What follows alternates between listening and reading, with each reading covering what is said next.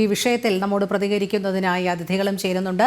Retired SP Shri George Joseph ചേരുന്നു. Shri George Joseph, Nenmara ഇരട്ട കൊലപാതകത്തിൽ പ്രതി അപകടകാരിയാണ് എന്നുള്ളത് നേരത്തെ തന്നെ ജാമ്യം ലഭിച്ച് പുറത്തു വന്നപ്പോൾ തന്നെ നാട്ടുകാരും ഈ കൊല്ലപ്പെട്ട സുധാകരനും അടക്കം പോലീസിൽ പരാതി നൽകിയതാണ്. പക്ഷേ വേണ്ടത്ര കാര്യഗൗരവം പോലീസ് കാണിച്ചില്ല. പോലീസ് സംവിധാനങ്ങളുടെ ഒരു പൂർണ്ണമായ തകർച്ച തന്നെയാണ് ഈ കൊലപാതകത്തിലേക്ക് നയിച്ചത് എന്ന് തന്നെയല്ലേ കരുതേണ്ടത്? ഇതൊരു വൻ വീഴ്ചയാണ് പോലീസിന്റെ ഭാഗത്തുനിന്നുള്ളത്. ഇതൊക്കെ ജാമ്യത്തിൽ ഇറങ്ങിയ മനുഷ്യനെ ആ ജാമ്യ കണ്ടീഷൻ വയലേറ്റ് ചെയ്ത് ഇവരുടെ വീടിനടുത്ത് വന്ന് താമസിച്ച് ആ വീട് ഇയാളുടെ പഴയ വീട്ടിൽ വന്ന് നിന്നിട്ട് ഇയാൾ കൊടുവാള് ഉപയോഗിച്ച് അതിലേക്ക് നടന്ന് ഇവരെ വെട്ടിക്കൊല്ലുമെന്ന് ഡിക്ലെയർ ചെയ്ത് നടക്കുകയാണ്.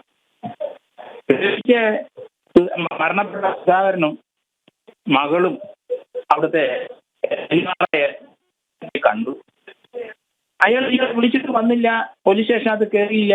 പ്രതി വെളിയിലൊരു വണ്ടിയുടെ അടുത്ത് വന്ന് നിൽക്കാം, സൗകര്യം ഉണ്ടെങ്കിൽ SH അങ്ങോട്ട് ചെല്ല്.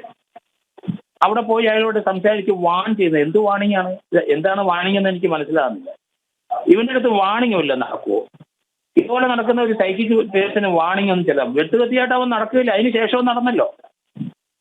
അതുകൊണ്ട് ആ വാണിംഗ് കൊണ്ട് എന്താ പ്രയോജനം? അയാൾ അറസ്റ്റ് ചെയ്തില്ല. പ്രിവെന്റീവ് അറസ്റ്റ് ചെയ്യണ്ടായിരുന്നോ പോലീസ്? അന്നേരം വാളുകൊണ്ട് നടന്നവനല്ലേ. അറ്റംപ്റ്റ് മർഡർ കേസെടുക്കാമല്ലോ, 307 എടുക്കാമല്ലോ, 41, 102 അനുസരിച്ച് അറസ്റ്റ് ചെയ്യണ്ടേ, എക്സിക്യൂട്ടീവ് പ്രൊസീഡിങ്സ് എടുക്കണ്ടേ ഇയാളുടെ പേരില്? അതിനല്ലേ നിയമം വെച്ചിരിക്കുന്നത്. ഇങ്ങനെയുള്ള പ്രാന്തളങ്ങി നടക്കുന്നവനെ കൊണ്ടുവരാൻ വേണ്ടിയിട്ടില്ലേ നിയമം ഉണ്ടാക്കിയിരിക്കുന്നത്. അവനെ ജയിലിൽ പിടിച്ചിടണ്ടേ? അത് കണ്ടീഷൻ വയലേഷനൊന്നും അവൻ നടത്തിയല്ലോ. പൊതുവെ 2 ജീവനാണ് പോയത്. ആ കൊച്ചു ഭയപ്പെട്ടു, എന്റെ അമ്മയെ കൊന്നു, ഇനി അച്ഛനെയും ഞങ്ങളെല്ലാം കൊല്ലും, അവനെ പകയായിട്ട് നടക്കുകയാണ് അവനെ. അയാളൊരു അന്ധവിശ്വാസിയാണ്. അയാള് പറഞ്ഞപ്പോ തന്റെ ഭാര്യയും മക്കളും പിണങ്ങിപ്പോകാൻ കാരണം നിങ്ങളുടെ വീടിനടുത്തുള്ള തലമുടി നീട്ടി വളർത്തിയ ഒരു സ്ത്രീയാണെന്ന്. ഇവളുടെ വീടിനടുത്ത് തലമുടി വളർത്തിയ സ്ത്രീ ഇവരോട് അല്ലെങ്കിൽ ഇവരോട് സ്വല്പം ഡിസ്പ്ലഷറുള്ള സുജാതയാണ്. ആ സുജാതയെ 2019 വെട്ടിക്കൊന്നു. അതിനുശേഷം ജയിലിൽ നിന്ന് ഇറങ്ങിയ ശേഷം നാട്ടുകാരും ആ വീട്ടുകാരും ഭയപ്പെട്ടതുപോലെ തന്നെ ആ സുധാകരനെ അമ്മയും വെട്ടിക്കൊന്നു. ഇനി ആ വീട്ടിൽ 2 കൊച്ചു പിള്ളേരേ ഉള്ളൂ. ആ വംശം നശിപ്പിക്കാവും പോവുള്ളൂ. അയാളൊരു ഒരു സൈക്കിക് പേഷ്യൻ തന്നെയാണ്.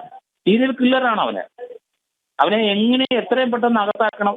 ഇനി അവനെ പുറം ലോകം കാണിക്കാൻ പാടില്ല. വീഴ്ച പറ്റിയ പോലീസ് ഉദ്യോഗസ്ഥരെ എത്രയും പെട്ടെന്ന് അവിടെ ട്രാൻസ്ഫർ ചെയ്ത് കളയണം. അവരോട് ഇരിക്കുന്നതുകൊണ്ട് എന്താ പ്രയോജനം? അവരുടെ പ്രയോജനം നമ്മൾ കണ്ടല്ലോ. 2 മനുഷ്യജീവൻ ഇപ്പൊ എടുത്തില്ലേ? അവരെ എത്രയും പെട്ടെന്ന് അവിടുന്ന് മാറ്റി വേറെ ആളെ പോസ്റ്റ് ചെയ്യാനാണ് നോക്കേണ്ടത്. അതിന് ചുണയുള്ള 2 സബ് ഇൻസ്പെക്ടർമാരെ അവിടെ അങ്ങോട്ട് പോസ്റ്റ് ചെയ്ത് അങ്ങനെ അത് ഒതുക്കാൻ പറ്റുള്ളൂ നമുക്ക്. പോലീസിന് വൻ വീഴ്ചയായിപ്പോയി. ശ്രീ ജോർജ് ജോസഫ്, അതായത് പോലീസിന്റെ ഭാഗത്തു നിന്ന് ഒരു പൂർണ്ണമായ വീഴ്ച അല്ലെങ്കിൽ പരാജയ സംവിധാനം തന്നെയാണ് ഈ കൊലപാതകത്തിലേക്ക് നയിച്ചത് എന്ന് തന്നെ പറയേണ്ടിയിരിക്കുന്നു. നമുക്കറിയാം, സാക്ഷി സുരക്ഷാ സംവിധാനങ്ങൾ ഉണ്ട്, നിയമവ്യവസ്ഥ നൽകുന്നുണ്ട്. സുധാകരൻ്റെ ഭാര്യ സജിതയെ ഈ ചെന്താമര കൊല്ലപ്പെടുമ്പോൾ സ്വാഭാവികമായും സാക്ഷികളായ സുധാകരനും മകളും അതുപോലെ തന്നെ സുധാകരൻ്റെ അമ്മയും ഒക്കെ സാക്ഷികളാണ്. പക്ഷേ ഇവരെ ഒന്നും സംരക്ഷിക്കുന്ന നിലപാട് നിയമവ്യവസ്ഥയ്ക്കുള്ളിൽ നിന്ന് പോലും പോലീസ് ചെയ്തില്ല എന്നുള്ളതാണ്. തീർച്ചയായിട്ടും യാതൊരു സംശയമില്ല. നിയമവ്യവസ്ഥ കിടക്കില്ലായിരുന്നോ? എന്തുകൊണ്ട് പോലീസ് 41, 102 CRPC പഴയത് അത് വെച്ച് അറസ്റ്റ് ചെയ്യണ്ടേ? എന്റെ കൈ വാളിരിക്കുകയല്ലേ അവനെ. അപ്പൊ തീർച്ചയായിട്ടും 41, 102 എന്ന് പറഞ്ഞാല് BNS 129, 126 അനുസരിച്ച് അറസ്റ്റ് ചെയ്യാം. അതിന് 307 ഇടാവല്ലോ. കൊലപാതകം നടക്കില്ലേ അവനെ. അത് 150 BNS പ്രകാരം ചെയ്യാമല്ലോ. എന്താ ചെയ്യാത്തത്? പോലീസിന് എന്താ ആരെങ്കിലും തടഞ്ഞോ? അതിനല്ലേ നിയമം ഉണ്ടാക്കി ശരിയിരിക്കുന്നത്. പരാജയപ്പെട്ടിരിക്കുന്നു. കഴിവുകെട്ട പോലീസ് ഉദ്യോഗസ്ഥന്മാരാണ് ആ DYSP, SP, ആ SHO അത് തന്നെ. എത്രയും പെട്ടെന്ന് ഗവൺമെന്റ് അവരെ മാറ്റിയിട്ട് പുതിയ ആളെ വെച്ച് പോലീസിനെ മൊത്തമായിട്ടല്ല കുറ്റം പറയണം. ഇത് വൻ വീഴ്ച, ജീവൻ എടുത്തു കഴിഞ്ഞു, വൻ വീഴ്ച തന്നെ. അവരെ 3 പേരെ അവിടുന്ന് എത്രയും പെട്ടെന്ന് മാറ്റിയിട്ട് പുതിയ ആളെ പോസ്റ്റ് ചെയ്യുക എന്നുള്ളതാണ് ഏറ്റവും നല്ല. അതിനുശേഷം അവർ പിടിച്ചോളും. ഇപ്പം പോലീസുകാർ 10, 125 പേര് അക്കരമലയിലും പട്ടിമലയിലൊക്കെ സഞ്ചരിക്കുന്നുണ്ട് ഇവനെ പിടിക്കാൻ. അവനെ പിടിക്കാൻ പറ്റില്ല, അവനെ വയലന്റ് ആവുന്ന വെടിവെച്ച് വീഴ്ത്തണമെന്നാണ് ഞാൻ പറയുന്നത്. അതാണ് നിയമം, അങ്ങനെയാണ് പോകുന്നത്. ഇങ്ങനെയുള്ളതിനെ നമ്മൾ എങ്ങനെയാ പിടിക്കുന്നത്?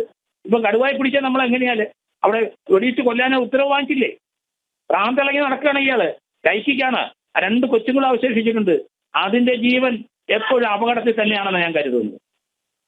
അതെ, വളരെ നന്ദി ശ്രീ ജോർജ് ജോസഫ് പ്രതികരിച്ചതിന്.